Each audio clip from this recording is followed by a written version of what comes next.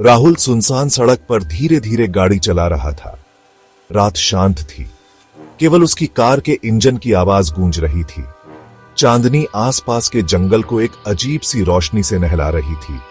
ऊंचे ऊंचे पेड़ सड़क के किनारे लगे थे, उनकी शाखाएं पंजों की तरह फैली हुई थीं। राहुल कांप गया, उसके मन में बेचैनी घर कर गई। वह घंटों से सफर कर रहा था, अपनी मंजिल तक पहुंचने के लिए बेताब था। यह सुनसान सड़क से शहर बहुत दूर लग रहा था। उसने अपनी घड़ी देखी, फिर आगे सड़क पर। गांव पहुंचने में अभी घंटों बाकी थे। अचानक हेडलाइट की रोशनी में एक आकृति दिखाई दी। राहुल ने ब्रेक मार दिए, उसका दिल जोर से धड़कने लगा। उसने विंडशील्ड से झांका। सड़क के बीचों बीच एक जवान औरत खड़ी थी। उसने सफेद साड़ी पहनी थी जो चांदनी में चमक रही थी।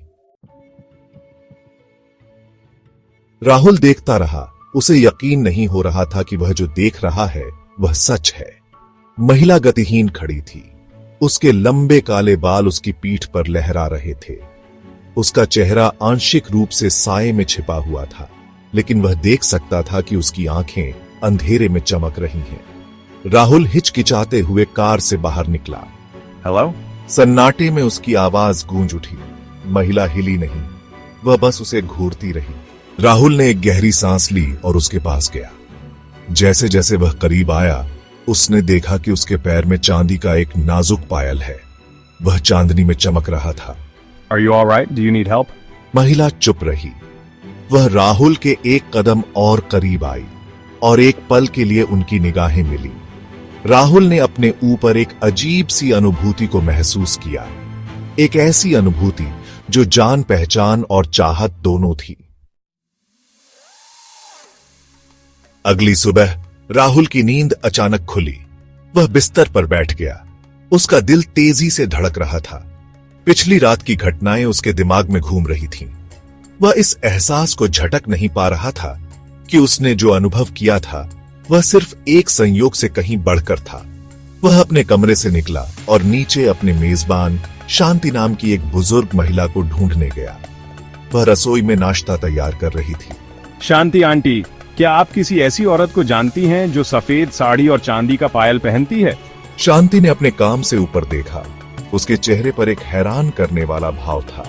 सफेद साड़ी और चांदी का पायल, तुम ये क्यों पूछ रहे हो? राहुल हिचकिचाया। वह पागल हुए बिना उस अजीब मुलाकात को कैसे समझा सकता था जो उसने की थी। मुझे लगा कि मैंने कल रात सड़क पर किसी को देखा था। शांति ने अपना चम्मच नीचे रख दिया और एक पल के लिए राहुल को ध्यान से देखा।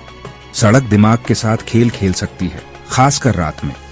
लेकिन अगर तुम उत्सुक हो तो गांव में एक आदमी है जो कुछ जानता होगा, बूढ़े हरि।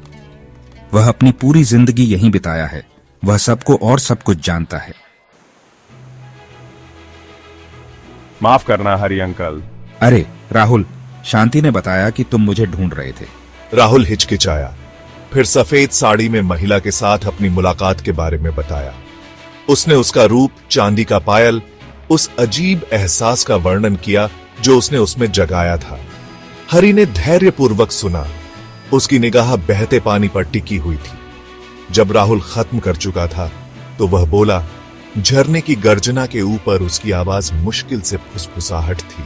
सफेद साड़ी वाली लड़की वह अंजलि थी। उसकी मृत्यु कई साल पहले हो गई थी। राहुल की सांस उसके गले में अटक गई। उसने एक सरल व्याख्या की उम्मीद की थी, यह नहीं। मृत्यु हो गई? पर कैसे? क्या हुआ था? अंजलि जवान और खूबसूरत थी। उसकी शादी होने वाली थी और अपनी शादी की पूर्व संध्या पर वह मंदिर से घर जा रही थी। हरि की आवाज धीमी हो गई। वह याददाश्त पूरी तरह से याद करने के लिए बहुत दर्दनाक थी। राहुल धैर्यपूर्वक प्रतीक्षा करता रहा। उसका दिल कौतूहल और भय के मिश्रण से भर गया। अंत में हरि ने जारी रखा। उसकी आवाज बमुश्किल एक बड़बड़ाहट थी।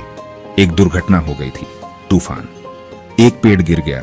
जिस बैलगाड़ी में वह सवार थी उसे कुचल दिया। अंजलि, वह बच नहीं पाई। राहुल स्तब्ध रह गया।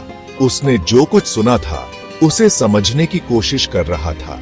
जिस महिला से वह मिला था, जिस महिला ने उसमें इतनी प्रबल भावनाएं जगाई थीं, वह चली गई थी। वह बरसों से चली आ रही थी। लेकिन उसकी आत्मा, लोगों ने उसे क्यों नहीं देखा? कुछ आत्माएं इसलिए रहती हैं क्योंकि उनका अधूरा काम होता है। शायद अंजलि को सुकून की तलाश है। राहुल ने बाकी दिन एक अजीब सी स्थिति में बिताया। वह अंजलि के चेहरे की छवि को अपने दिमाग से नहीं निकाल सका। उसकी आंखें उदासी और लालसा के मिश्रण से भरी हुई थीं। वह अब जानता था कि वह चली गई है, लेकिन वह इस एहसास को झटक नहीं पा रहा था कि वह अभी भी आसपास ही है। उस रात वह उस जगह पर लौट आया जहां उसने अंजलि को देखा था। वह बहुत देर तक वहीं खड़ा रहा, अंधेरे में देखता रहा।